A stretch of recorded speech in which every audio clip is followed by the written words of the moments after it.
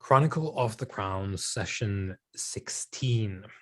Now, we ended last time with a coin toss and then a subsequent rendezvous with Tyrell. And it has been determined, instead of going west from the city of Bridges across the human princedoms into the Elven lands, we will be indeed following our heroes to the east towards the quest for the lost crown of Dol Siriath. And to that end, we have departed Riathil. Let's take quick stock of what we have. We have, I think, horses for everyone now and a cart. And in said cart is a wolf carcass, if I'm not mistaken. That's correct, yeah. Whilst we're travelling, if at all possible, I'll be trying to sort out the wolf carcass and make it into a cloak or something similar.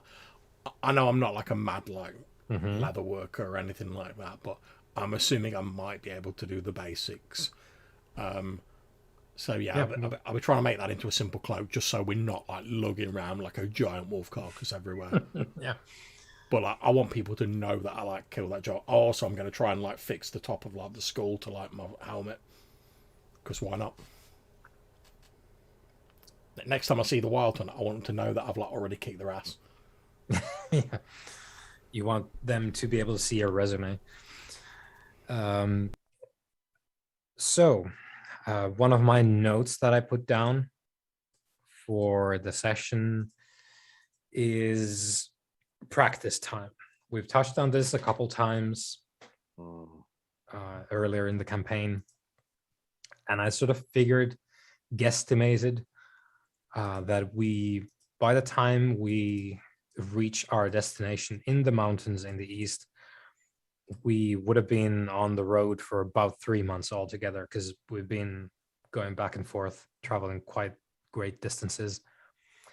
But the question now is, given our allotted time, which is slightly shorter than usual this evening, do we want to deal with practice logging now, or shall we do that sort of pre-game next time? Because it's not, super crucial for our progress tonight. I'd probably suggest leaving it to the pre-game next time. So, like I say, it's not going to make the world of difference this session. Like I say, we're already sort of running on a bit of a tighter schedule. Yep. So that's just to let you know that I've sort of figured that now we should be actually marking down some of this stuff. So we'll do that at the start of the next time, and get some dots down. Okay. Am I okay to whap the wolfskin cloak on my character sheet? Give me what are we even talking about here?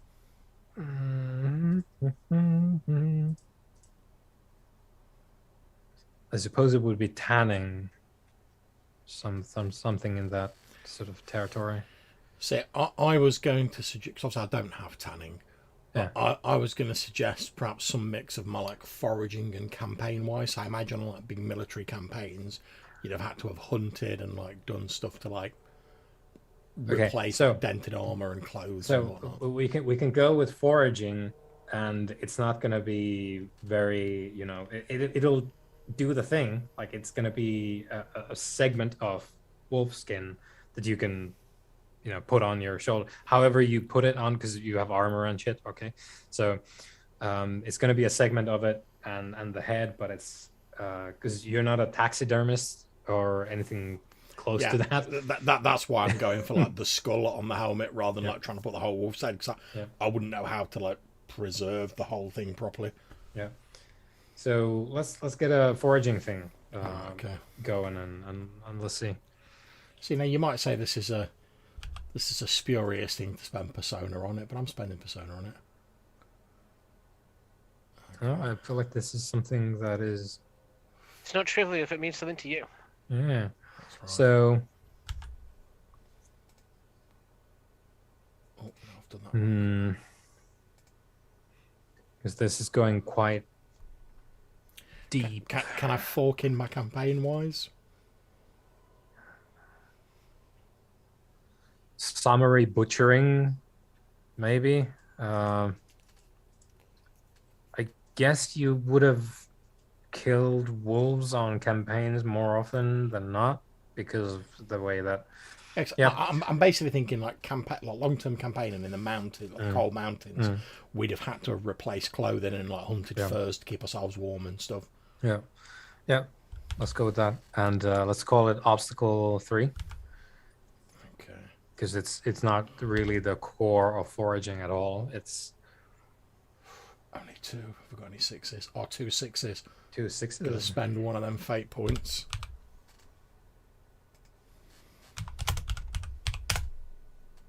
There we go. Yes. There we go. So you have a wolf drape and a wolf skull sort of twined into your headgear. Sweet. I see we're all becoming the darker version of ourselves here. It's been a long campaign. Yeah. The miles are starting to show. Okay.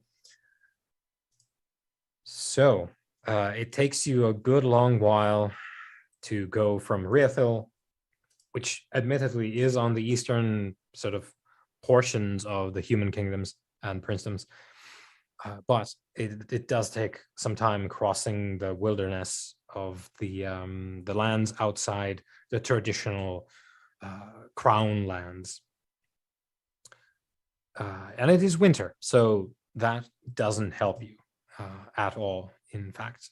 And going is relatively slow because of that. And eventually the terrain will also make it fairly difficult to progress quickly at all. But you have a cart as well as an adequate number of horses this time around. So you do have some advantages you didn't have last time you were heading out. Right. Let's say. I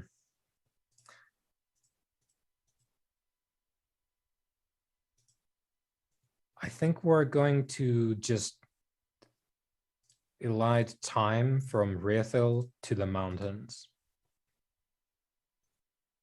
And yeah, we're just going to jump into the mountains.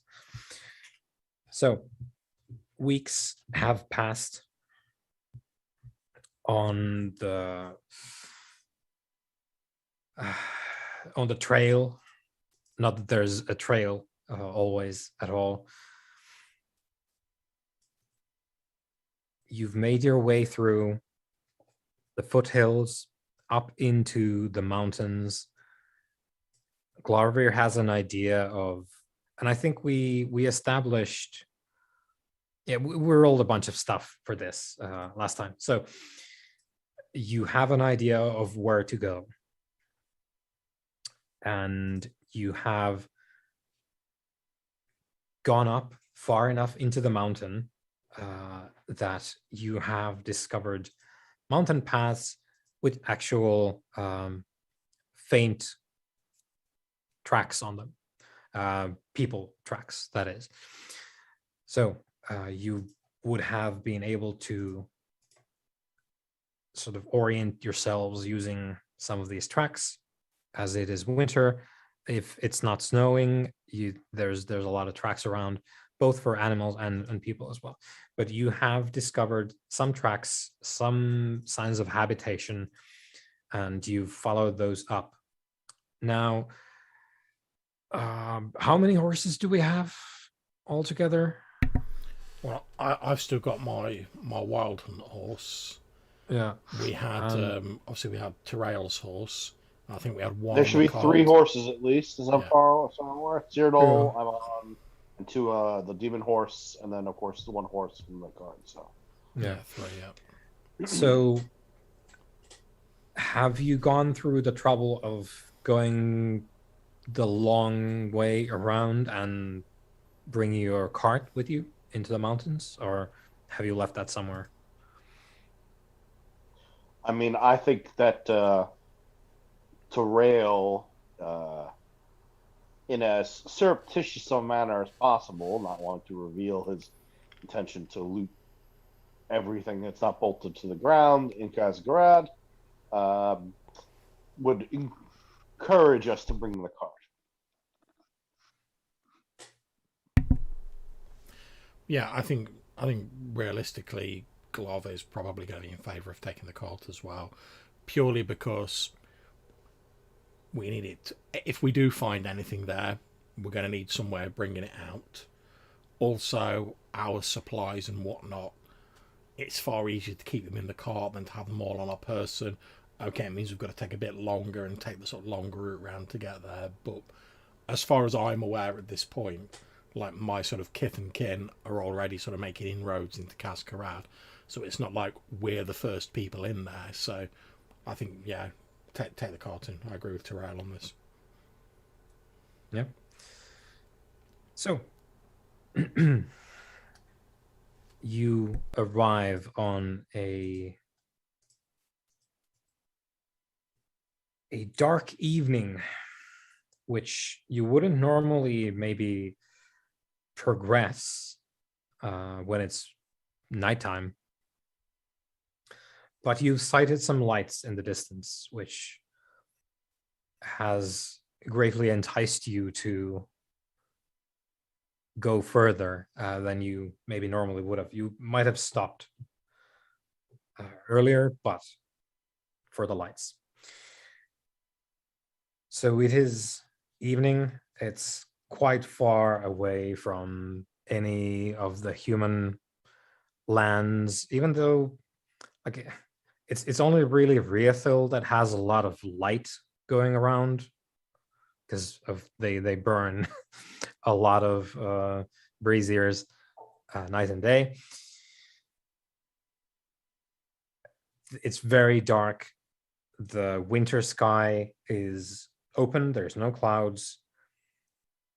And you've sort of made the call to push on because you can see the light in the distance. And going forth, you have come upon this causeway that Glarvir immediately recognizes. Oh, this is actually like a road structure, or it used to be anyway. It looks fairly badly treated by the elements more so than anything else. It looks like there's been rock slides. There's been rocks probably coming down the mountain, smashing into it, smashing bits of it away. So it's not really in the sort of shape that it was originally, but it has been battered and broken. There's a lot of snow and ice on it as well, but it is clearly a causeway towards where you have sighted the lights. And is the causeway like over a chasm or? It's sort of on a side, so that on this side you have more of the sort of mountain, and then on this side you have a drop. It's not over a chasm as such, but it's built into like the side of a sort of cliff face. Yeah, so given that we're already going like slightly slower because we've got the cart, as we're sort of riding along, like Glove is obviously sat on his horse. I'll be saying, just be careful there, just be careful there, lads. These causeways and these roads haven't been tended to for quite some time. We don't know what dangers that lie ahead of us, what may infest these parts, and also the very land itself may be dangerous. And as we sort of go past a rocky outcropping, I'm going to try and use my ability to speak with the stones to basically like find out if there's any sort of obvious dangers up ahead, basically, so like what's happened in the area recently. Yeah, I'm scrolling to figure out where. There we go. Reasonable source. So that would be recent events surrounding the stone that left physical evidence, I guess. Yeah. Yeah. Because Okay. I'm assuming that, like, even if anyone wasn't like hacking the stones, Yeah. their very like presence will have like dislodged stones and stuff like that. Yeah. Yeah. So that's obstacle 4. Okay. Oh, what the hell? I'll throw a persona into it. Why not? So submit persona 1. Obstacle 4. Boom. 4 successes. There we go. Big rolls, big rolls. Recent events, yeah. You can learn from the causeway. There's been a couple of the bits on the drop side have fallen away because there's been people coming and going. More so recently than before.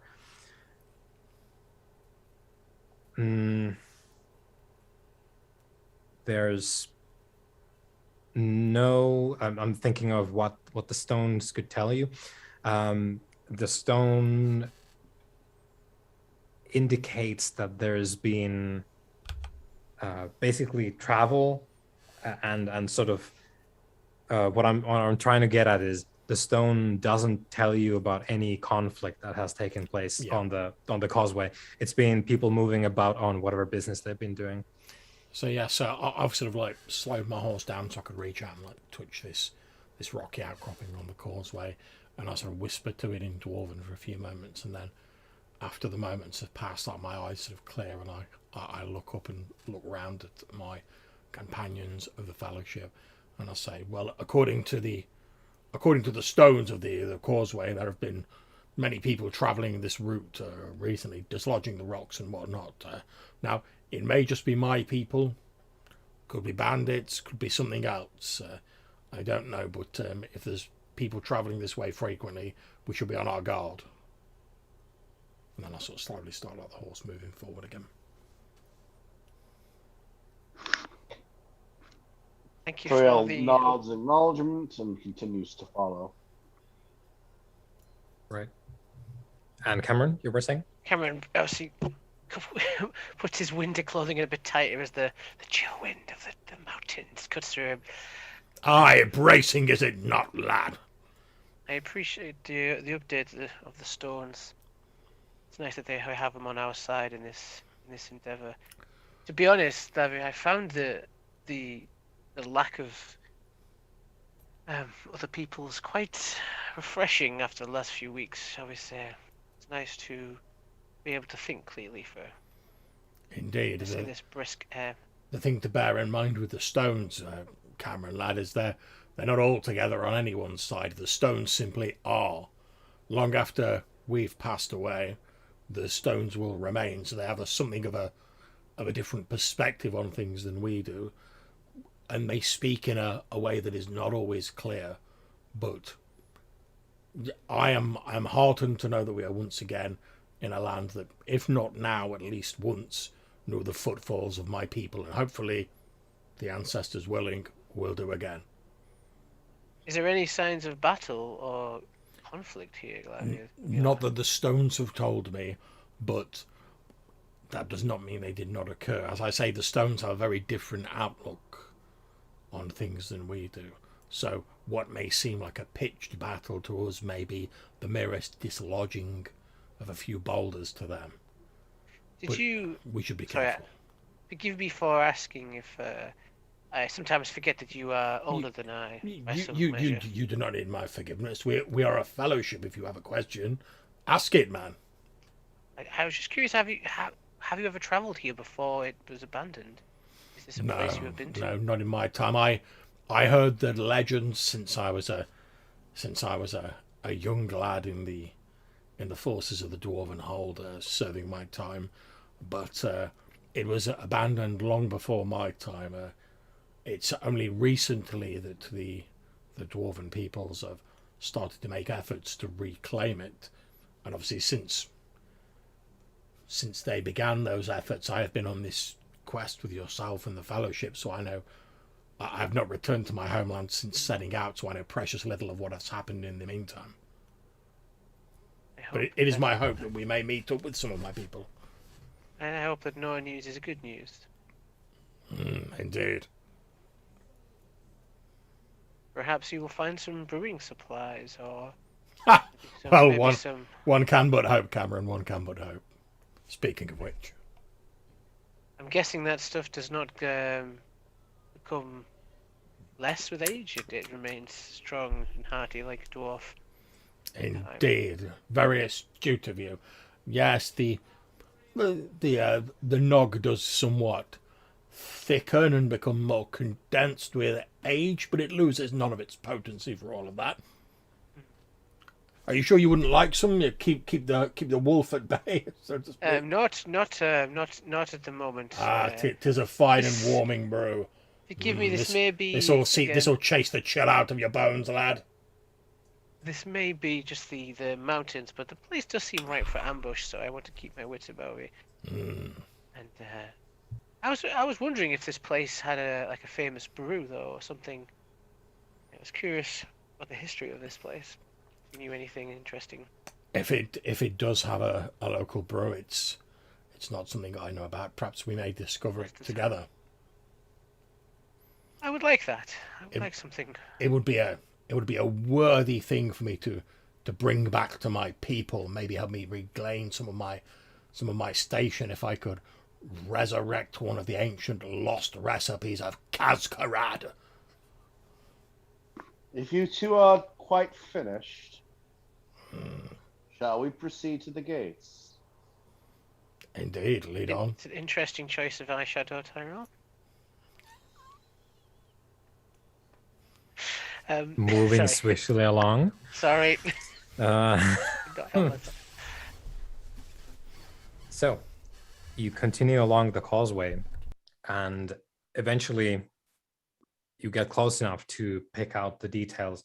The causeway ends at a set of double doors made from and cast from bronze, and they are a little bit ajar, and you can see some of the light that you've spotted from a distance comes from between the two doors. And there's also a torch or two, or maybe a lantern, sort of a little bit in the front of these double doors. And you also pick out a cadre of 4 dwarves that are sort of hanging about the entrance, clearly on guard duty. Yes, straight away I'm going to hail them in Dwarven. My bow is already out, as is one of my instincts. So.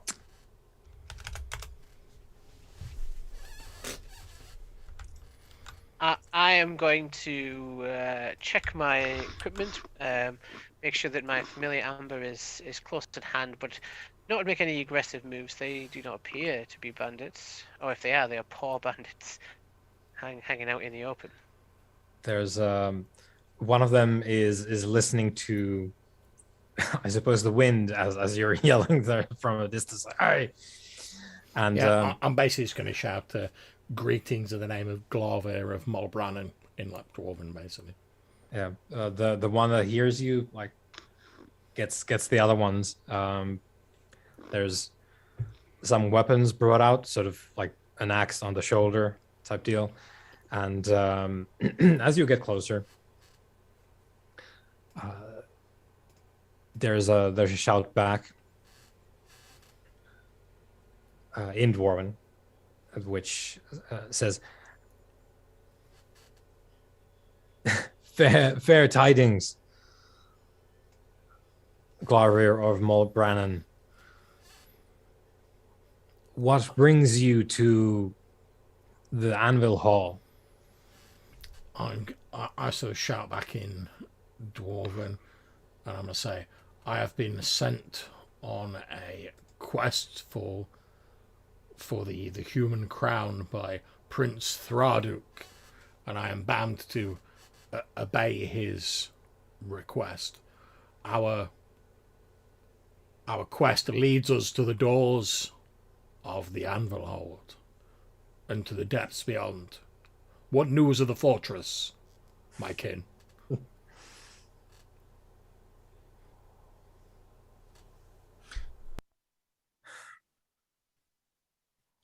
Well, if your companions are to be trusted, you can come in and see for yourself. In Dwarven. At which point I'm going to switch into common so the members of the fellowship can hear me. Now we've sort of established a bit of communication. And I'll say, myself and my companions are an oath-sworn fellowship dedicated to the quest to retrieving the lost crown of the human civilizations. They can be trusted. And also we're still sort of riding closer as we're saying this. Yeah. So there's this group of 4 elves. No, not really. Dwarves, rather, who are now sort of slinging their axes back, and a couple of them enjoying some kind of warm brew, steam coming out of the mug. And they're all clad in, light armor. Most of their gear is just for the weather, really. And they sort of motion towards the double doors, which are ajar just enough to allow for access for everything except your cart, really. It's like humans and beasts can traverse. The cart might be a bit of a problem. They keep it fairly, tight, so as to not allow the wind to blow directly in. But okay. So as we're sort of like, we're all like riding up, we're drawing level with them, we're getting near the doors. I'm going to say, would you permit us to, or would it be possible to open the doors far enough to, again, all in common, to allow our cart containing our supplies to pass inside? Also, what news of the attempts to reclaim Kaskarad? If you want to leave your cart there, we'll see about opening the door. And the door probably takes some moving because it's a giant bronze edifice. So yeah, if they say that, my plan is basically to pull the cart up, tie my horse up to like a rocky outcropping, jump off, and then go and give them a hand, like pushing the door open. Right. Okay. So the dwarves, with Glavir's help, they take a bit of time. There's a bit of leveraging as well. Like they do sort of lift the door up a bit from the inside in order to allow it to turn better on the on its spot. But yeah, it takes some time, this operation, to open the door. And you can take your whole setup in. Now, as you're sort of huffing and pushing, one of the guards mentions that there's it's not a proper reclamation effort as such. You'll probably you'll see for yourself going in, but we are making great headway towards making that happen. It'll probably take until summer, though, but we are hopeful. Johannes, Yes. prior to proceeding inside, I would like to put my hand to the door, and I would like to begin to sing, and I would like to employ Air of the Gates. I would like to get an answer from the door about what lies beyond it. That'd be... It's gonna be a high difficulty, probably. Yeah. But that's all right. I need I need some difficulties and things. So. Yeah, this is like one step down from the max. I would imagine so. Yeah. I double checked it before I wanted to do this, so I want to do it anyways. Yeah, this be a city gate. So what is that? 9 and 8. Obstacle 7. 7. Thanks. Give me 1 second. I just have to try Yep. to see if my dice roller will work in here or not. So I have 3 dice. So this is challenging. Which sucks because I already have a challenging done already. I keep doing challenging rolls with this particular ability. I haven't been able to get any other. Hold on a second. I just want to check one thing. Would that matter at all? No, we need a lot more ability with it for it to matter. Okay, we'll give it a shot. Yeah,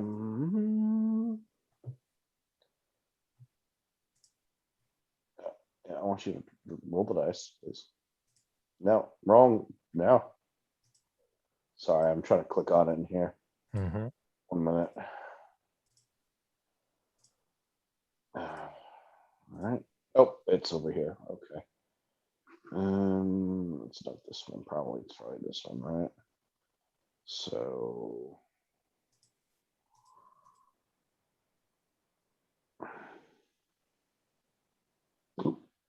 Sorry. I've generated like 6 different windows now for some reason. It's pretty finicky on here.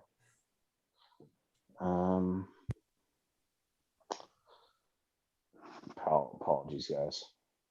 Elven songs are complex. If you didn't know, they sometimes take 6 windows. Wheelmaster, would you mind? It's just not cooperating on my end. I'll do it. I can do the dots. I just can't seem to get the dice to work. Yeah. So Air of the Gates, 3 dice. No mods. Okay. Here we go. That's a 2, no 6s. No 6s. That's a shame. I would have spent some fate points just for the sake of it. All right. So it's always worth trying, kids. You So what lies beyond?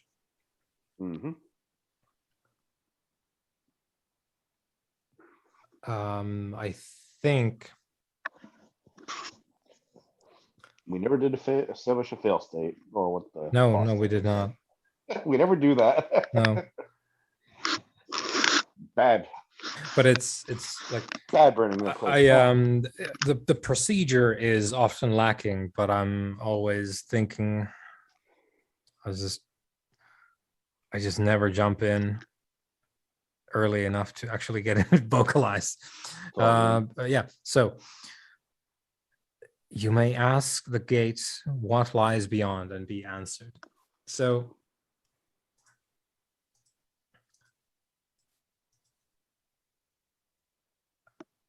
I think sort of what you get is avarice.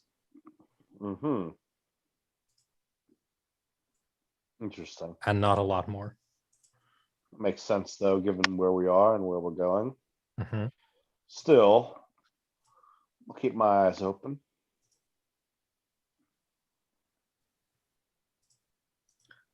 So Glarvir in Dwarven, one of the guards, sort of slaps you on the shoulder to get your attention after we're all like huffing and puffing after pushing the door. Yep.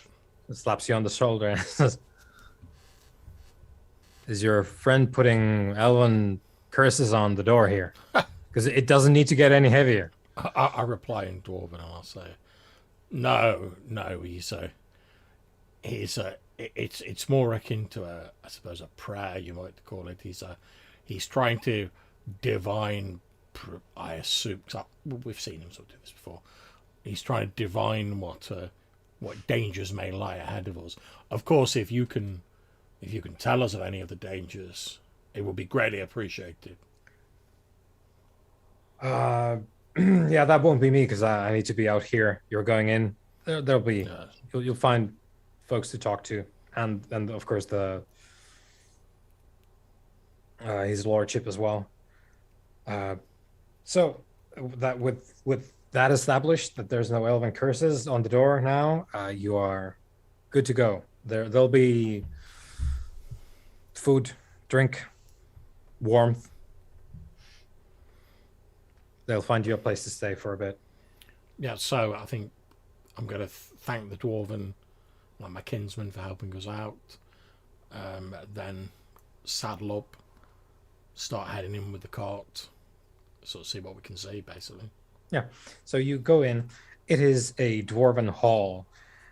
You can tell it's much as with the causeway, and much as you probably have imagined, your entire people have imagined in Mulbran, and that it's been sort of mistreated because it's been abandoned for such a long time by dwarves anyway, and whatever elements and beasts and nefarious creatures have been here haven't really sort of looked after the place at all. So you enter the gates of Kazkarad, and this is the primary entrance. So you are in fairly sort of airy halls, as in, spacious halls. As you enter, there's been some cleaning and sort of pushing aside of the detritus and whatnot. You can tell that some bits have indeed collapsed, probably due to some calamity, much as with the causeway, because like rock slides don't just happen. Like maybe the mountain has shaken, or there's been an eruption somewhere in the spine of the world here. But you can tell some signs of like cracked pillars. There's been a hall has completely collapsed and is blocked off by stone. But it's been fairly well cleaned out in the bits where they have been able to do that. And yeah, there's very soon you find yourselves in the company of several dwarves. There's light inside. There is a fire, you can tell, maybe even several going for cooking and warmth. There's fire, like set places for that. And yeah, this is like what do we call this? It's like a company, maybe, would be the sort of what we're talking about. So like 80 dwarves, maybe, around there, that you can tell anyway. They seem sort of camped out here in the halls. Okay, now as someone who served in the sort of the dwarven military for a long time, do I recognize like any sort of insignias, or like, because if it's part of like an expeditionary force, I'm assuming, who's loyal to like one of the dwarven nobles, I'm assuming they'd have heraldry and whatever. So I'm sort of looking out mainly because I want to make sure I address them correctly. But I'm sort of on the lookout for that. So let's determine this. Do dwarves use banners made from cloth, or do they use, the other thing that came to my mind is that they just have a legit, like they use like an ornate shield for a banner. So there's like this metal thing that they would carry around instead of a flag. What do you think, Larvier? Well, I mean, obviously they do carry banners, because I was a banner bearer for a good number of years. But I think as a people who sort of like deal a lot with metalwork and things, would, I expect from what we've sort of done with dwarves so far, things would be very functional. So something like a flag, like you say, beyond marking a place and like allegiance, it doesn't have a great deal of function. Whereas, like you say, if you're carrying like a big shield, you can use that as a shield. I'd probably imagine that rather than having a sort of banner as such, I would imagine that like all of the, like in in the sort of medieval times in the real world, where knights who were going on a particular crusade or something like that, they'd add like a heraldic device to their like armor to signify that yes, we're on the crusade for the Grail or whatever. I imagine that all of the dwarves of a particular company might sort of like, they say, on their shield or on their armor, they might add something which is like the heraldry for like whichever noble they're working for, whatever force they're a part of. Yep. So you spot some of these shields, and you recognize the heraldry on it. It is Prince Tharduk, indeed, and it seems that you spot no other insignias. So it seems like this sort of expeditionary force, if you would call it that, is under the prince. Okay, so now obviously being a dwarven sort of military man, I know that like, although like the prince is like overall in charge, like he wouldn't be giving the day-to-day commands, you know, like a commander or someone like that. So basically I want to look around and look for like the person who seems like attired in a manner I would associate with being appropriate for commander, because I basically want to go up and like salute and like introduce like I would have done in my army days when you're reporting to a superior officer. This sounds like a circles roll. Oh, don't worry, I'm sure my B3 circles will be fine for that, right? Right, guys? So, although if I get any bonuses to being a Dvergar. Good luck.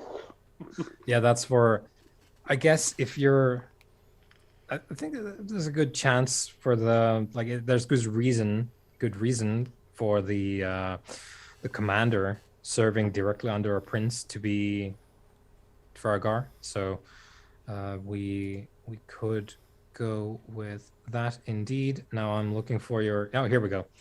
So born noble, banner bearer, axe bearer, graybeard, longbeard. Yeah, so you are not yourself one of these. So that's all I needed to know. So let's see, how difficult is this? Here we go. Okay. It's going to be 3. And the basis for this is it's always 1. And there's going to be a +2 because they are higher ranked than you are. Okay, that's fine. So I'm just going to go for a straight roll, I think. So I'm not going to... Do I get the 1 die for the Dvergar? Oh, yeah. Okay, cool. Base obstacle 3. Oh, just the 1. Ooh. Yeah, that's just baseline. That commander hates my guts.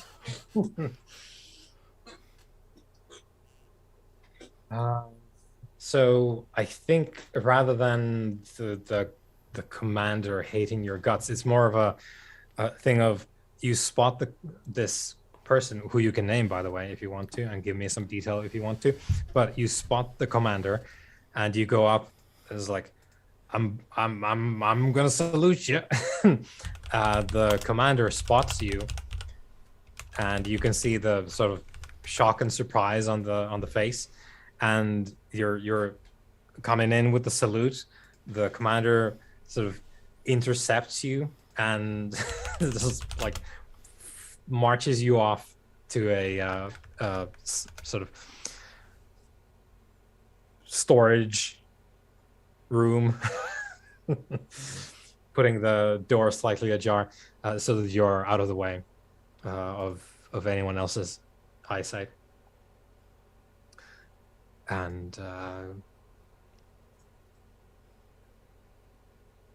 just is stood there looking at you, sort of nodding along.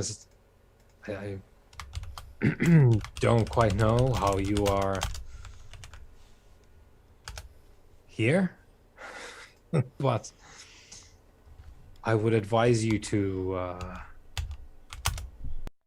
not. well, make too much noise, such as saluting me out there in the hall. I'll say, why, Commander? Whatever is the problem with making too much noise? I'll say, being one of the loud stuff. Yeah. The prince doesn't really want you around, so... Well, and I would be happy to oblige Prince Thraduk, since I am oath sworn to obey his command, but it is his very command and the quest that he imposed upon me that have brought me here. I suppose then my advice would be that you carry on as quickly as possible. Indeed, in case you are not aware, I have been, myself and my fellowship have been quested by Prince Thraduk with aiding the recovery of the lost human crown. Our researchers lead us to believe that it may lie in the depths, either below or beyond Anvilhold.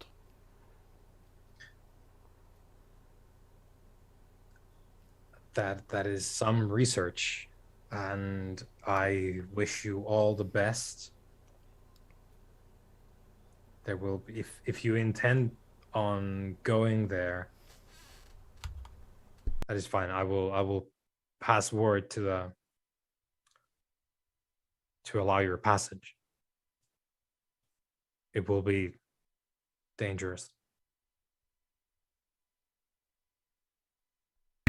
Yes, well, I would appreciate that, Commander. It may well be dangerous, but I have given my oath to serve Prince Thraduk, and he has commanded that I fulfill this quest. So in order to fulfill my oath, I must proceed forwards into the depths, regardless of the danger. I had thought we wouldn't see you again after they sent you to deal with the river people, but here you are, and I can only hope that whatever brought you here will also see you back from wherever you are going now. Indeed. We've lost some good people down there. Our quest thus far has not been without its own price, and we have faced many dangers away, and I tap the wolf's head, like wolf skull on my helmet. But my loyalty to the prince and to my oaths and to my companions has seen us through all of this hardship. I hope that your own oaths and your kinsmen will see you through whatever hardships you have faced and may face in the future. We have... You are... If there is anything we can do to assist in our short time here, since we will move on rapidly as you've requested, but if there is anything we can do to help you while we are here, please do not hesitate to ask. I will keep this in mind. However, we have done quite well for ourselves here. The prince is looking to, shall we say, drum up interest in the reclamation effort back home. And to that end, well, we have resolved to clear as much of the halls as we can. We have secured this floor, the entrance halls, quite securely, and which is why I need to tell the guards to let you through if you intend on passing. The second, we have kept clear periodically. There's more work to do there. We haven't secured that one yet, but it is mostly purged. Indeed. And beyond that, my apologies, please continue. Beyond that, you will find many dangers. However, we have, well, look, you're in the storage sort of area. The commander goes and cracks open one of the crates there, and you can see inside in the sort of faint light that comes in here through the cracked door, there's golden treasures. There's some goblets, maybe some, cutlery type thing, some coins, maybe a sort of candelabra or like an ornate lamp. All of these are made from what seems to be gold to you. However, in addition to the gold itself, it has a sheen of it's almost like shimmering a little bit as you sort of. I think my eyes go wide as I see that shimmer. It shimmers with a slightly red hue. You think it's almost like the gold would have been like slightly red tinted, and then there would be like a lacquer finish on top, maybe. Like it's you haven't quite seen anything like this before. It's sort of like slightly red tinted gold with a peculiar look to it. I'll just I'll say to the commander Fezunre, I'll say, Commander, what is that that strange reddish tint that plays around those artifacts there? It is and this is what the chroniclers that we brought have determined this to be. It is things crafted long ago by the lords and the hammer masters of Kaskarad, the secrets of true gold, which were mastered here ages ago, and the secrets of which were lost again ages ago with the fall of the hall. And we have discovered some of these, and this, Glarvir, this will drum up support back home. The prince has all but succeeded. Now, all we need to do is wait for spring to come, maybe even summer, to open up the passages, the mountain paths, and we can carry treasure home, show them that this is what awaits when we finally reclaim this land. And he looks very, very proud and elated as he talks about this. Yeah, quite rightly so. And as he's sort of finishing telling me about this true gold, I'm going to say to him, as I've said, we will not linger overly much here since you've requested we move on.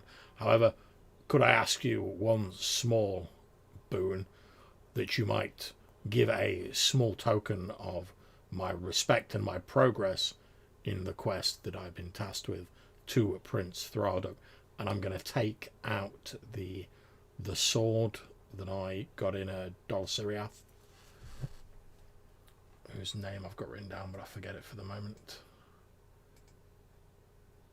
Let me click to that part of this sheet. The open hand.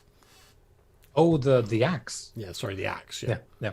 I'm going to take that out and I'll say, this is an item that was forged in ancient times, and it was used as a bridge between our people and the humans, and lay long forgotten in the ruins of Dol Siriath, where our quest took us.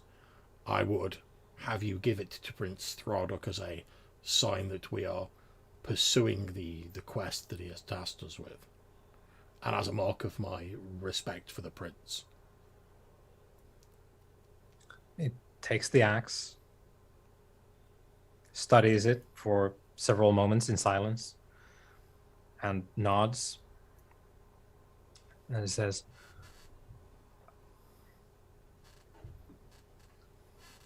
"You have made several choices which cast you out. You know this. And the prince, well, what has been done cannot be undone, but I do think the prince might be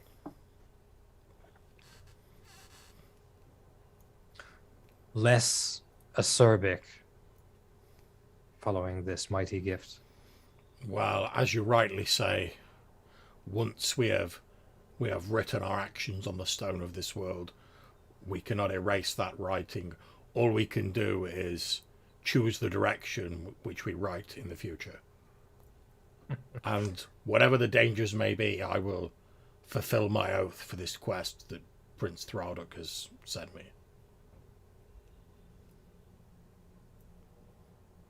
Even if the greater population may never know it, I will. You are... That is fine. I do not do this for any fame or glory, and it may mean that I meet my end in a dark and forgotten place below the mountains. I do what I do now because of my oaths and because I am a dwarf, and regardless of all things, our word, once given, is sacred and should not be broken. You know, it says, it is, I think, sometimes enough that we know that we have done the right thing. Indeed, and despite all that you allude to that has happened previously and my current status amongst our kin, it is one of the things that keeps me warm in the cold winter nights, knowing that I still cleave to the spirit of our people, the oaths and the loyalties that we have sworn. And for me, at least at the moment, that is enough. I will take your gift to the prince. You have my thanks, and as I say, if there is anything we can do to help in some small way before we depart, please let me know. If you can bring about summer more quickly, if those runes of yours can bring about the sun. I do not think my rune casting would be welcome here, and it is not within my powers to change the wheel of the seasons in this world. Shame. And would that I could, I'm not sure I would do it. These things have a way of no matter how useful they may be, such things, as a friend of mine said, are never without price. The knowledge I have gained with my rune casting, as you have said, it has come with a serious price already. And although it may help in our quest, I'll confess to you, Thesonri, I sometimes wonder whether I made the right choice. But those choices put me here in a position to accept this quest from Prince Thralduk, and honouring my oaths, that is enough. Indeed. And maybe someday, when you are an old man, maybe you will have learned this skill as well to bring about the change in the seasons. And it slaps your shoulder. I laugh, and I'll probably give him a swig of my nog and whatever. Yeah. And I'm like, who knows if that is what is fated to be in the future for me. Perhaps. But for now, I concentrate entirely on this quest in the hope that one day achieving this quest may lead to me proving worthy of at least somewhat reclaiming my place within our society. Well, we'll see. From the shadows, Terrail will interject. The future is dark and full of terrors. Yes, very much like the present. And the past. Wise words, indeed. The commander raises both eyebrows, looks back and forth, and sort of nods in general, like, yes, voice from the darkness. And leans in. Forgive my rudeness, Commander Thazunri. This is one of the members of our fellowship, Tirail, of the Forest Kin. I'll remove my hood and give him the slightest of nods. Commander. Tirail, the commander, has requested that we do not dally here over long. So I believe, with the commander's permission, we should replenish our supplies of food, etc., and then we should push on. Well, I hadn't intended to tarry here longer, so let's do as you suggest and go. Very well, then. With your leave, Commander, might we take some small amounts of food, water, etc., for the journey we have ahead, and then we will leave you to your business. So he tells you the route to take to the steps down to the floor below, and says, you go there, you wait by the guards, and I'll have some people bring you supplies. Yeah, so we'll do as indicated. Yep. So unless Cameron wants to summon the spirit of the mountain, I suppose we will jump forward.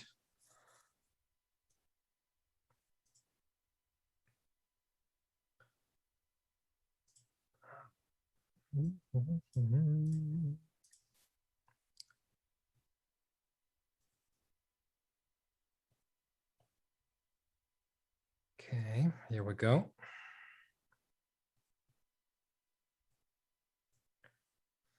So you can get, I'm going to say they would have given you like a week's worth of dry rations.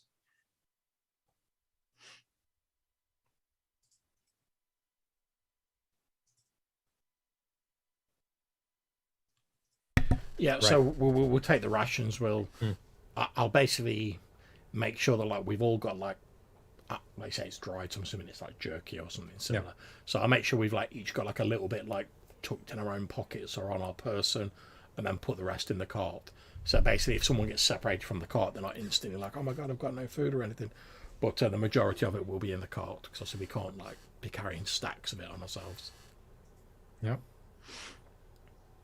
So down you go, and as advertised, the floor below, kind of similar in layout and also just general disheveledness, except it's more exacerbated down here because they haven't had the sort of security to clean anything out.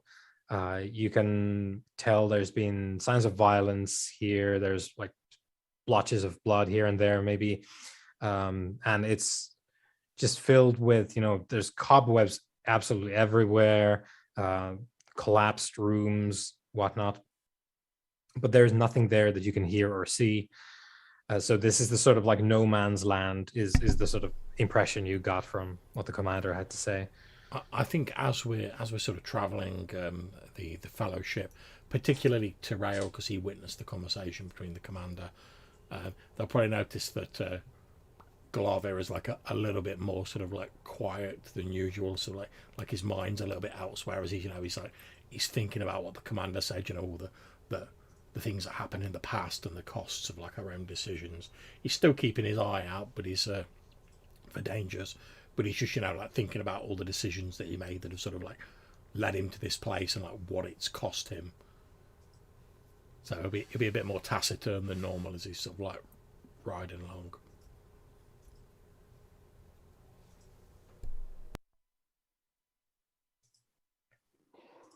As we are proceeding, I would like to let Cyrodiil do the driving, and I would like to take this opportunity to employ a couple of songs, if we have the time. Mm-hmm. Yes, I would like to. I would like to try to do 2 songs if possible, in preparation for our journey. I would like to use the Song of the Sword. At I believe it's obstacle 3 to add a dice to my sword. Skill, if I'm not mistaken. And, I'm looking at that now. if I'm Yeah, reading that correctly. preternatural balance, obstacle 3. Correct. Yes, Yeah. correct.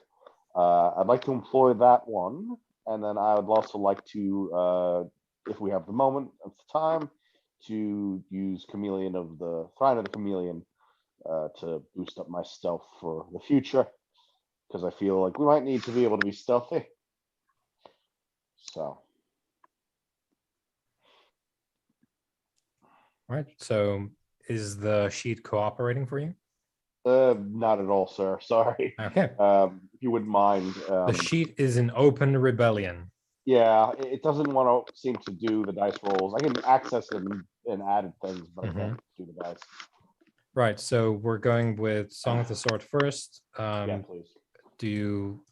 I don't know that you have anything to put on it extra. I mean, No, probably not. And at this point, I'm just doing this as prep and to get extra dots if possible. So, oh, here we go. 3. You've got a 6. You've got 2 successes against obstacle 3. You've got a 6. yeah, I will dump a fate on it. Yeah. As well. Here we go. So I'm gonna adjust this while I'm doing this. 1 fate, and then I'm gonna use the fancy re-rolling bit as well. Oh yeah. You got 3 successes on that 1 die.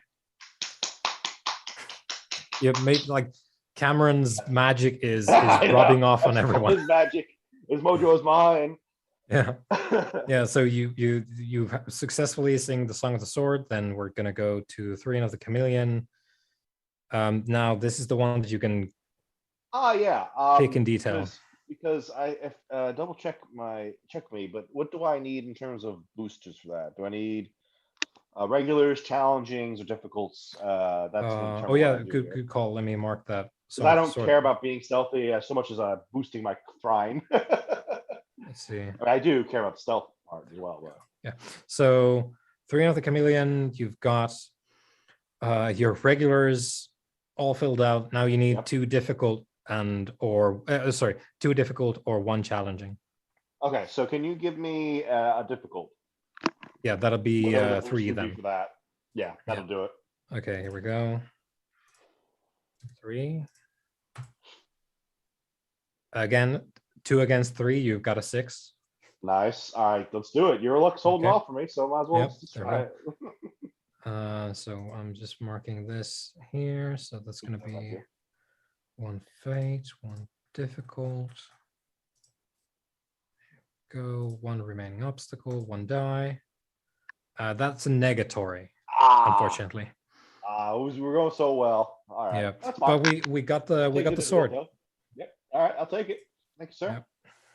So that should all be marked out now correctly. Yeah. So for Throne of the Chameleon, you need 1 more difficult or 1 challenging, and then you're good to go for the next.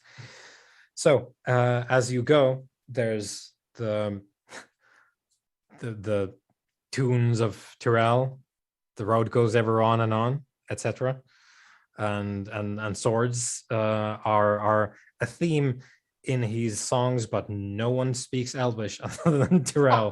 So yeah, it's a beautiful piece, guys. But yeah, it might as well be. You all need to sit around and let me teach you Elvish sometime, and then maybe in the 3 months we were traveling, we could have done some Elvish lessons. Yeah, who knows? We'll find out next time. Indeed. So you are, as is usual, slightly spellbound. We don't need to roll for anything. There's nothing at the stake here, but you are slightly spellbound by the song that Tyrell sings, as is the case often. I like to think at this point, Glava is thinking, do you know what?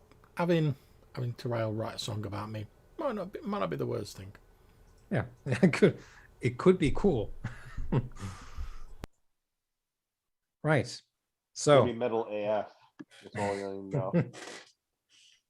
So The second floor, just completely barren of life as such. There's plant matter, maybe dead rat here or there, maybe some mountain animals, but it's just a ruined hall, really, or a sequence of halls and rooms, and it's quite eerie in nature, because you can see that there's been some stuff has happened here, because there's dark stains on the tiles every now and then, and yet there's no one that you can see or hear even. It's just seems to be abandoned. So you go on and you reach the third level. And Wheelmaster, I would just like to remind you as to one of Terrail's instincts, which is he's always assessing for danger. So you have successfully assessed that there was no actual danger. Just let you know. Yeah. So that's a given. So we know now that there's nothing in the second floor that would have been a danger to you, as far as that goes, from any living source anyway that you could tell.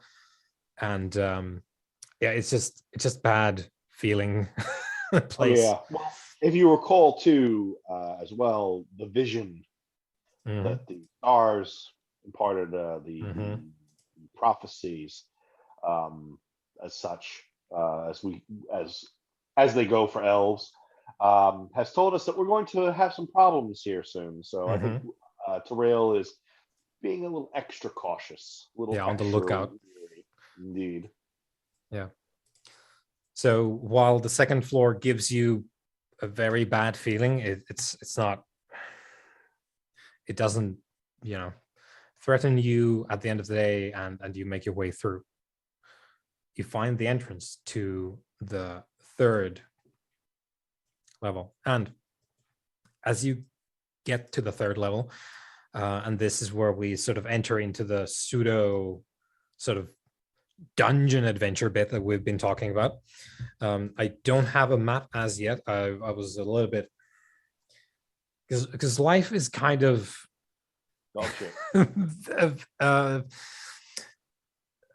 shall we say a little bit scuffed at the minute.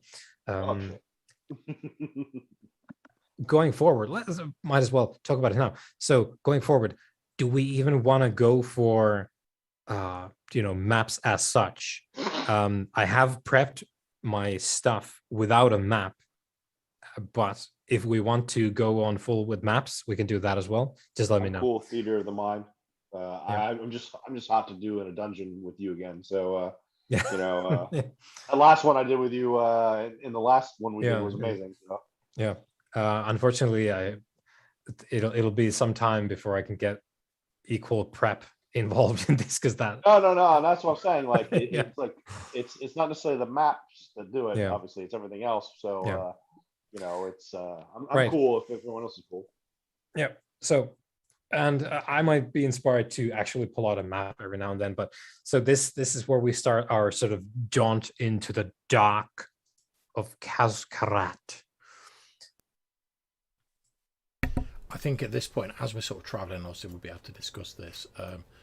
I assume that the people on the cart, because they're the people without, so Oster and Cameron are people. Do we still have Oster with us this whole yes. time? Yeah. Yes. Jesus, he's the boy. I'm really shocked I haven't stabbed that guy yet. But he seems to be like Glarvir's pet. Like he seems to have taken a shine to him. So in Terrail's mind, he just was like, well, I wouldn't want to upset Glarvir. It would make a very poor stanza in the song, the ballad that I'm writing of that he got pissy at me for killing. Yes, it's like Glarvir, the mighty hero, and his friend Ostor, whom I killed. Who I shanked in the back because he looked shifty, and I didn't want to take any chances. I'm assuming that we've got on the cart, because there's people in there who don't have like dark vision and whatnot. They've got like a lantern on the cart. Yeah.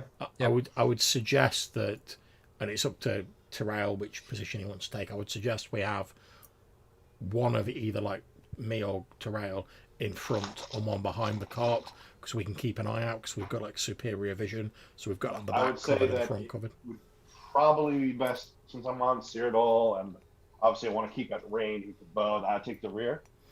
That's fine by me.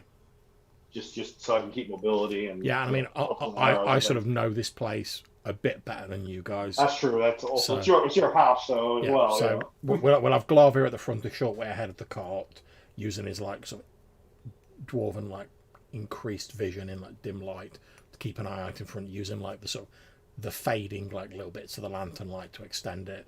Then we'll have the cart with Ostor and Cameron on behind like the lantern. Then behind them a short way we'll have Tyrell, sort of keeping an eye out on our rear and like our periphery and stuff like that with his elven vision. Sounds good. Yeah. So you find yourselves in what we're gonna, and these different areas all have names. So this is called the Grand Corridor. So in the Grand Corridor, yeah, it's sort of getting to that. Like now we have sort of slightly started to pass the sort of entrance type areas into the city, built inside the mountain, and this is sort of getting into.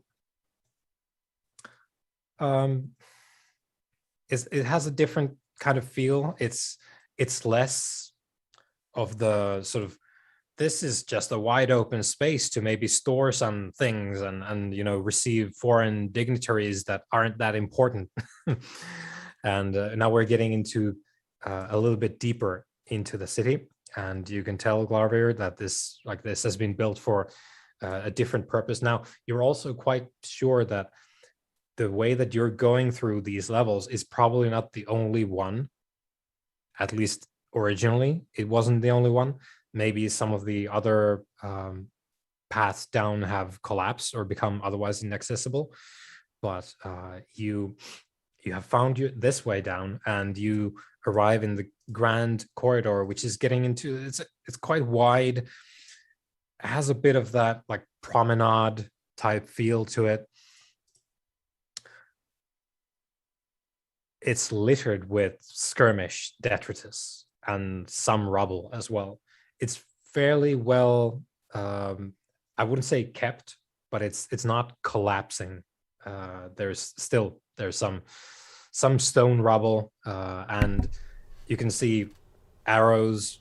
Maybe there's like a broken axe somewhere, crushed shields. Okay, so obviously, presumably, I've recognised, like you said, like dwarven crossbow bolts and whatnot, like knocking around. Is there any sign of like who they might have been fighting? That's a very good call. Give me a perception to sort of do your like detective moment. Can I pitch in and help him on that? 'Cause Yes, obviously yes. I'm skilled in battle and creatures of the darkness as well. so, Absolutely. yeah. So Okay. take a die there. Thank you Clever. very much, Tyrell. Okay, I'm going to spend my last persona point on this. What's the obstacle? And what's the fail thing? I'm gonna say it's just gonna be a standard test against obstacle 1, and we'll see how high you roll. And then if you botch this, which I greatly doubt, you'll get at least 1, I think. But if you botch it, it's gonna be a case of like you're poking about and you lift like an axe from the detritus, and like, oh, this looks kind of familiar. And as you do so, there's like it touches on something that pulls down like a discarded helmet from atop like a rock pile, and it goes bouncing down like a corpse in a well. I understand. 4 successes. Yeah.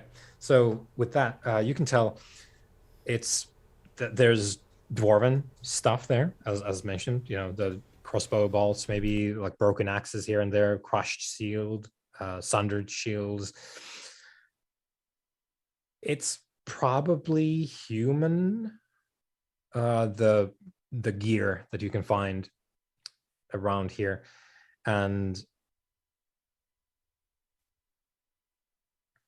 you can also find one of the things that you do dig up from this, because you're going over the detritus of the battle here now, and you dig up something as like, what is this? Is this a branch? Like this, is this wood?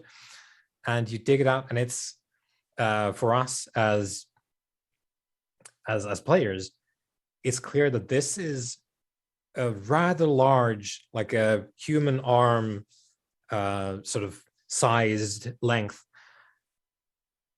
crab leg. Like not the pincer, but the leg bit. Well, And it's perfectly dreadful. You sort of pull it out, and it just keeps coming. It's like, how long is this thing gonna be? And then you end up with the it's dried out by now, but it's the sort of chitinous crab leg that you have that is like the length of a human arm, which is bizarre to say the least.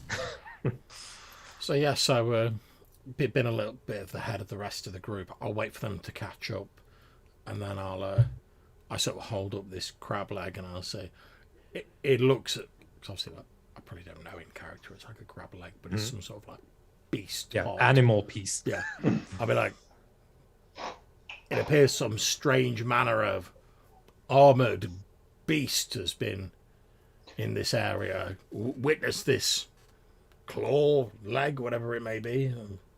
And Sorel puts a index finger to his chin and begins to ruminate on the strange, horrid leg. And Wheelmaster, I would like to try to do Darkwise to see if it's a creature of the dark that I might recognize. Yeah. And since you're rolling for me, and you've been rolling so well.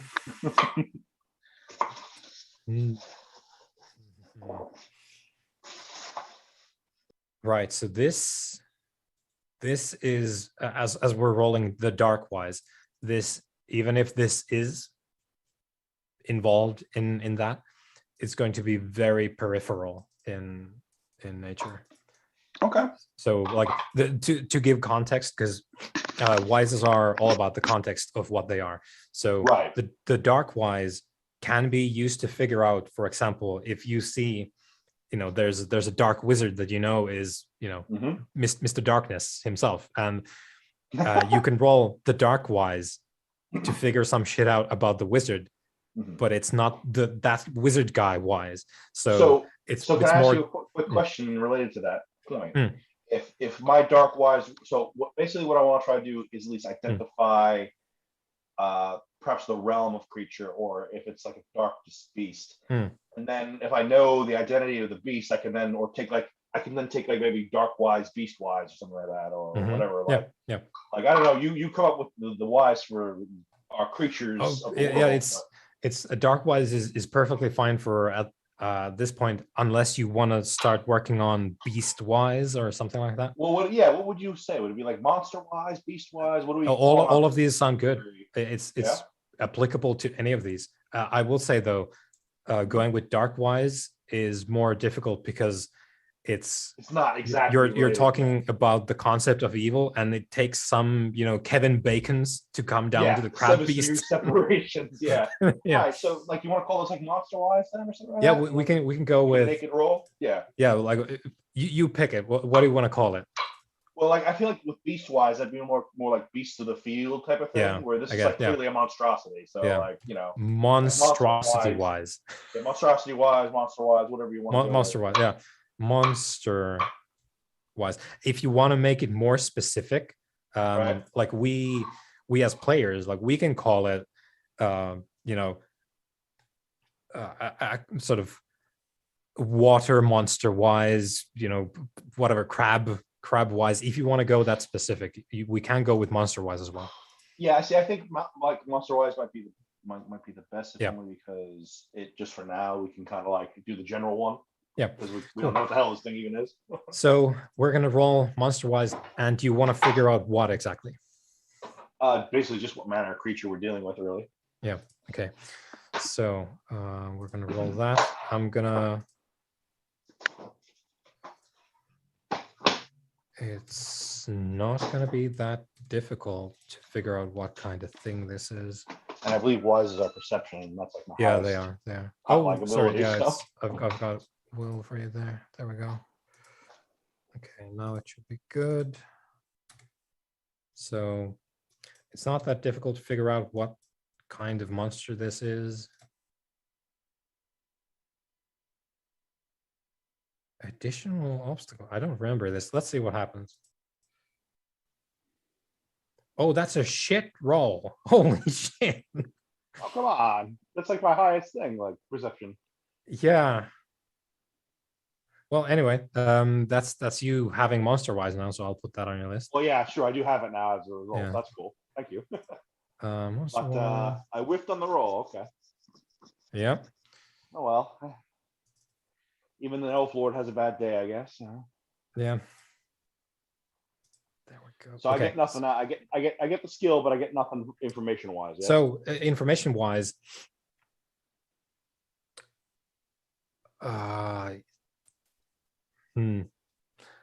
there would have been more had you succeeded better. Right. Which like you wanted to sort of identify.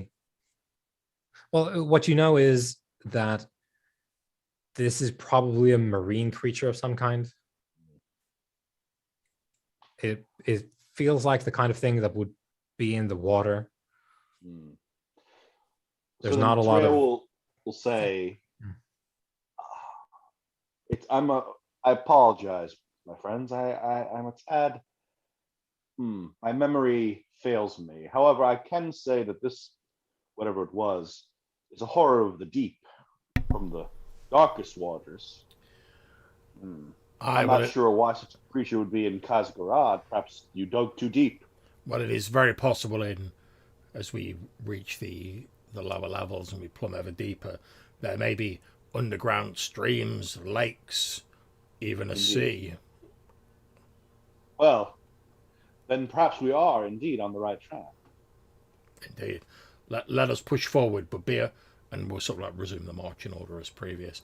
But be on your guard, people. We don't want one of these things taking us unaware. I'm always on my guard, Flavia. Good.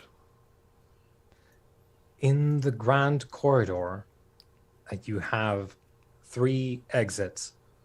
One at the end, which is some distance away, but it looks like the grand corridor opens into or ends into a central hall, which is, it's fairly typical for dwarves.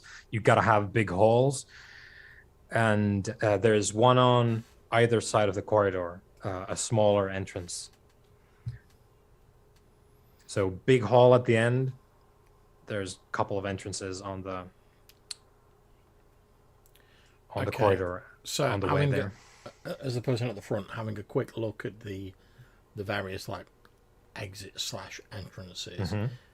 Do any of them look like they head deeper into the mountain?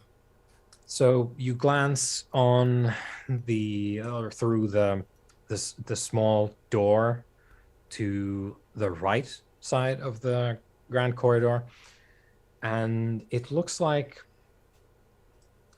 some kind of living quarters. You can see like bunking in there. And you can't see too deep because you're working with very little, light here, and it's very dark. But you can see, you think like stacked bunking. And does it just look like a single sort of chamber? It's not like you can't quite see from the corridor the breadth of that room, which has the name Servants' Quarters. Okay, so I'm going to slow down. I'll wait for the rest of the party to catch up, and then I'm going to say it. It looks as though, and I sort of nod my head in the direction, it looks as though this leads to some sort of old servants' quarters. Presumably the one on the other side leads to some sort of smaller quarters and the like, or we have the main corridor. Do we want to fully take the time to explore these smaller quarters? We'll need more light if we're going to, before we proceed, or do we want to press on? I would suggest it. What if there's something lying in wait for us and we lose our ability to escape? Best that we clear out the rooms now and not have to worry about it later. I agree. So I'm going to suggest that if we pull the cart as near as we can to the entrance to this chamber, to get as much light in there as we can, then I suggest to Rayola, if Cameron is fine with guarding the cart with our store, I suggest we go in, search the room as quickly as we can. I concur. Perhaps, Cameron, you can prepare some magic or spell that would cast a light. I am capable of such marvelous talents, yes, if you would like me to attempt. But by all means, Cameron. Here we go, boys. Let your witch light illuminate the way. Yes. Here we go. I certainly do enjoy watching your human hobbledygook. Okay. Do either of the characters have like a ring or a staff or something I could put the spell on? I'm literally wearing a crown, like a diadem. So like. Would you like it to be a crown of light?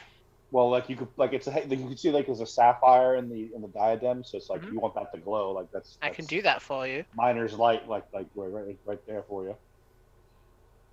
Yeah. Terrell will consent to that, of course.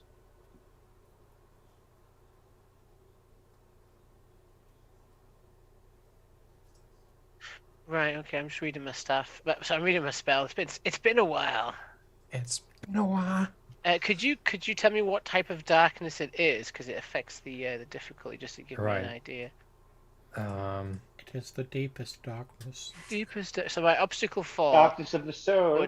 Depending on the actual darkness, Before casting, the sorcerer must indicate what kind of light he's conjuring, and where the light is set to emanate from. Okay. There are 4 types of darkness: dim light, lantern, torch, twilight, candlelight, moonlight. Oh yeah, it's based on the obstacles, not the descriptor. So candlelight, moonlight, gloom, or near. Okay, so it's obstacle 4, complete darkness, or darkness indoors or underground. But if anyone takes in another light source, of course it's not going to be that. Yeah. Well, I do believe that Glarvier was positioning a car. Yeah, right? it'll shine the lantern inside. So then, that would then be obstacle +1, the lantern, the first bit. It's going to be obstacle 5. That is how you understand it. No, obstacle 1, right?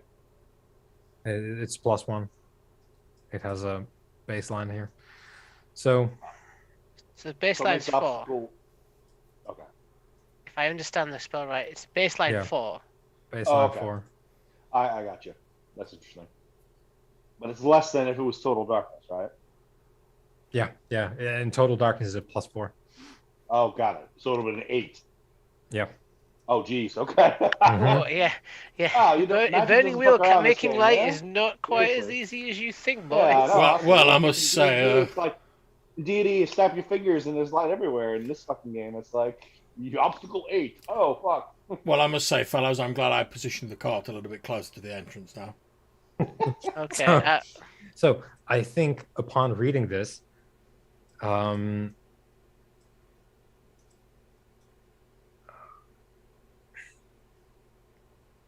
waiting for Cameron to be like, I could summon the god of light. So that seems like it could use better wording, this one. What kind of light? Okay, so what I'm getting from that is you can determine how bright the light is that you intend to make. It's not about the environmental conditions, it's about how bright do you want to make it, which will then, impact the environmental conditions. So if you're making like a +1 light, that will, cancel out 1 darkness, +2 will cancel out 2 darkness, that sort of thing. Right. So I suppose you pick your pick your poison. I'm gonna go for a lantern light, like a lantern level of light. All right. Obstacle 5. Obstacle 5. Let's go. Okay. I don't have any advantages. I'm not gonna use Arthur on this. I'm just gonna go with it. Huh! I get a 6, so I will use my reroll. Historically, this has gone very well for you. Not this time. Not today though. Today. Oh, because this is one of the problems, guys. Like, but it wasn't challenging, so It was a challenging test. That is true. So look on the bright side. You're increasing your magic skills. I love Yeah. this game. I am dog shit at the things I'm supposed to be doing. to be fair You though, never do them, bro. You gotta do them more. Every You- session. So let's see. it's sorcery, I guess. I guess goes up. Yeah, sorcery. Challenging sorcery. Sorcery. Okay. Sorcery. I'm digging up the thing here. So first of all, attacks. So roll me your fort, and it is obstacle 5. See, there you go. Another reason why I was like, oh yeah, Cameron, you stay and guard the cart with Oster. So if he passes out, he can just be in the cart. Come on. Okay. Like, I'm gonna melt. I'm gonna melt just for trying to make a light. No, that was fairly good. It's only 1 fatigue that you get from that. Fatigue, yeah, 1. Yeah. So. Yeah, I put that in. Oh, you got it. Oh, I was gonna Yeah. say it's there already. Yeah. Okay. Okay. So then next up we have, give me a die of face. It's just a d6, Matthew. Everything's fine, guys. Everything's fine. Yeah, harmless dissipation. So it seems as if the light is sort of subsumed into the circlet. I And shall sort of- show you such wondrous things, Tyrell. Look upon my power. Yes. Very impressive. I think we asked for a light and we got nothing. It must be the oppressive nature of the dwarven horde. There must be some. Hey, I'm standing right here. It's just in the Oh, I'm underground. It sure, must be I'm throwing off sure. my channeling. Glavia, before you enter this room, Yes, Terrell. bear with me just one moment. Of course. I would like to, for the second time this session, I would like to touch my hand to the door frame of the servants' quarters room that we're about to enter and employ air of the gates. I like how we there's like a whole carnival outside the servants' quarters. There's singing, light shows. Yeah. Okay, let me roll this. Peddlers will have a festival. Yeah, I think circus is in town. Glave's just stood there being like, so this quick looking in the room then. Is there many more stanzas before we can look at the That's your camera being like, let me just do this I'm magic trick first. concentrating. I've also got to sing a little ditty. Okay, so this is Hoping it's difficult. yeah, it's fence gate is 1, cabin doors is 2, house doors is 3. I feel it's probably closer to a house. Yeah, because it's not a cabin really. There's no cabin. That's where people lived once upon a time. As you're doing this, I'll be saying to Cameron, I'll say, don't take it too hard, lad. If it's not fated that we should have your witch light while we enter this chamber, then it is not meant to be. Once I have a chance to recover my strength, I'll try again. Perhaps when it is needed most, when fate decrees it, Flavia, it'll work. Indeed, I'm sure it will, and I'll sort of pat him on the shoulder. So, Tyrell, it's the classic 2 against 3. You've got a 6. Are you fucking kidding me? Yes. I'm doing it, obviously. Yeah. Pump that up, baby. I don't care. Yeah. Let's Here do we it. go. Believe in you. Come on. Big money. Yeah, you got it. Ah, yes. Okay. So what lies beyond? What lies beyond the entrance to the servants' quarters?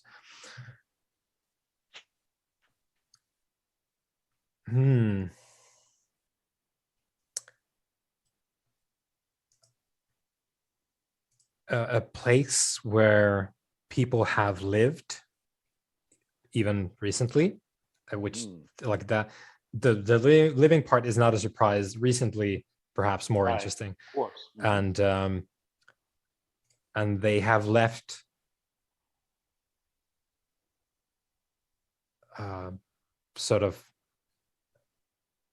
they have left measures there to indicate if an intruder comes in. Fascinating. Glavia, Yes. during your military service, how good were you at sapping, breaking up traps and the like? Well, I did a small amount of that. It's not as though I was a specialist or anything. Oh, I see. Well, this room has been recently habitated by something. I'm going to presume that it's these creatures, but until we find evidence otherwise. However, they have left traps behind. Means to identify whether or not someone has passed through. So, we need to be very careful when we proceed forward. Understood. Well, let us proceed then. Yeah. Anyone want to sing opera before we go, or? I'm just going to pull my sword and proceed behind them. Yeah. So, because you already picked this up with the Air of Gates, you can spot tripwires, Tyrell, and both Glarvir as well, which are tied to what seem to be like small alarm bells, as it were. But because you knew of their existence, you can easily spot them and step over them. Not very elaborate at all, but in the darkness, if you didn't know about this, you might well have just walked into it. It's basically at the height of your, like a human's sort of shin height from the floor.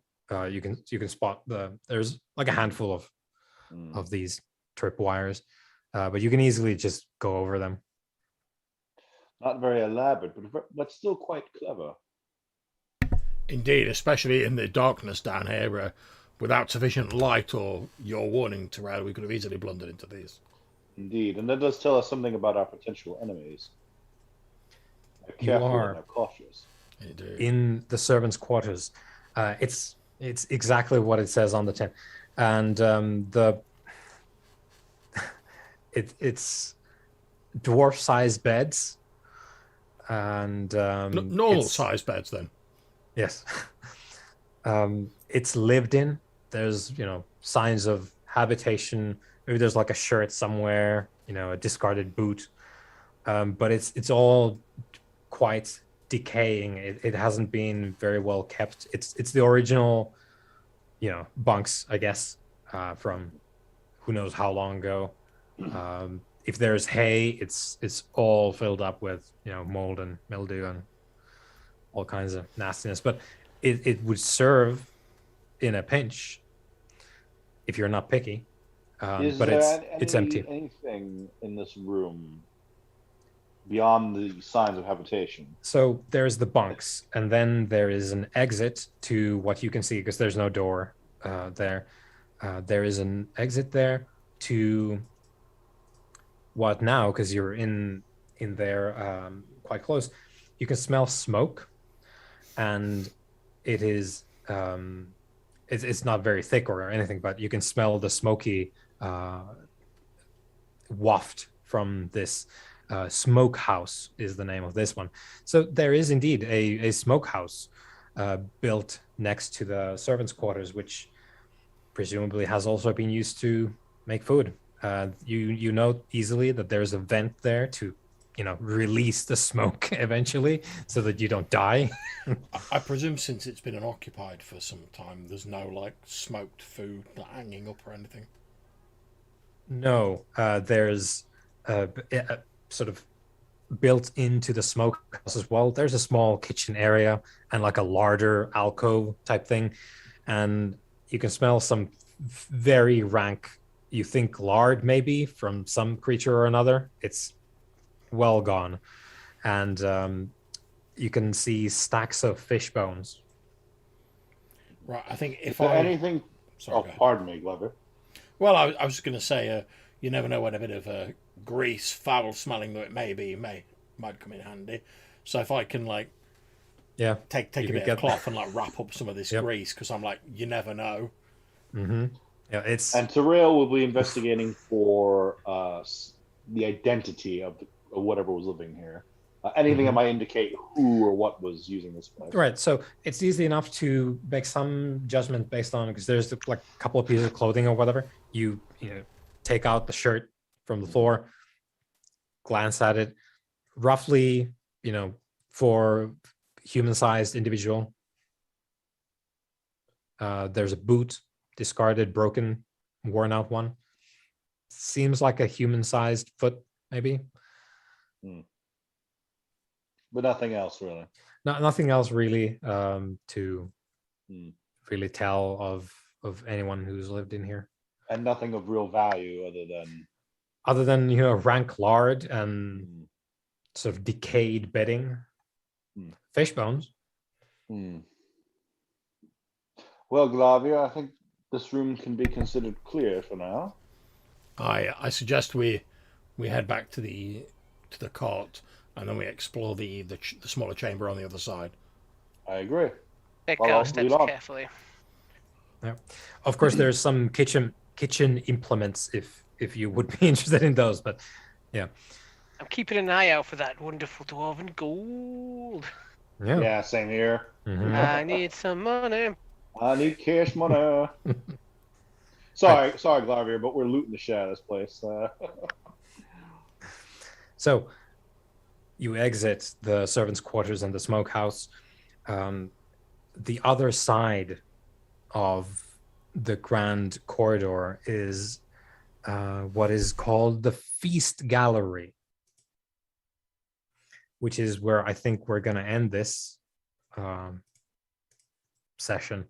As you stride in carefully, you can tell that it's indeed made to be like a festive hall that you would gather in, maybe eat, that kind of thing.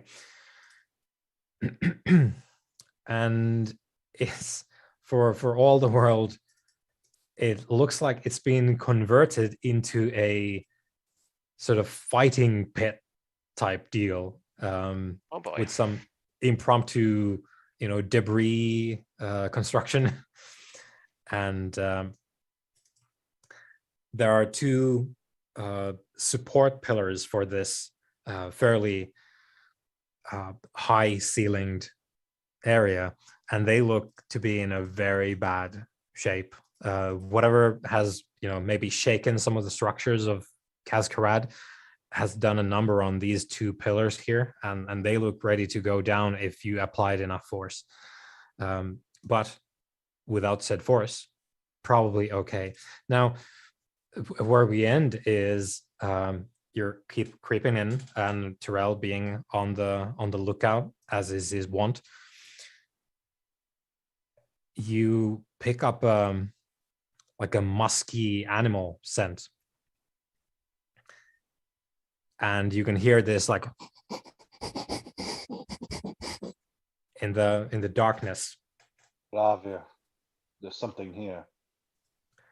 And on the other side of this sort of fighting pit that has been constructed sort of in the middle of this feast gallery between these two support pillars, on the other side, there's the sound of wood breaking. And we're going to end on you two seeing a pair of reflective eyes on the other side of the fighting pit, reminiscent of wolves. And there's the low growl of a canine creature, following the breaking of something wooden. And yeah, you can pick up now that there's something there, and it's also spotted you by scent. And yeah, you can see the two pairs of eyes in the darkness, wolf-like, and sort of like slavering noises coming from there. And then we're going to leave it there for next time. Excellent. Thank you very much. Cliffhanger. Right. Okay. So Thank you. now we are in the dungeon And Indeed. let's Exciting. well, we don't call it that in the presence of dwarves, really, but because that implies that everything's for sale, baby. But really, it is. Yeah, I was going to say, to be fair. Yeah, it's like they're doing it already up there. I was going to say, yeah, like Prince Throduk's people are like stripping it, so I don't see why we shouldn't have a piece of that particular pie as well. So. Yeah, honestly, like I would have felt like, oh well, if they were being all like hallowed about it, I might have felt a little bad about it, but like, nah, they're looting the place too, so it's like, fuck it, all right, I'm getting my piece. Yeah. Well, thank you Nice. very much for running that, Johannes. I will Yeah. end the stream here.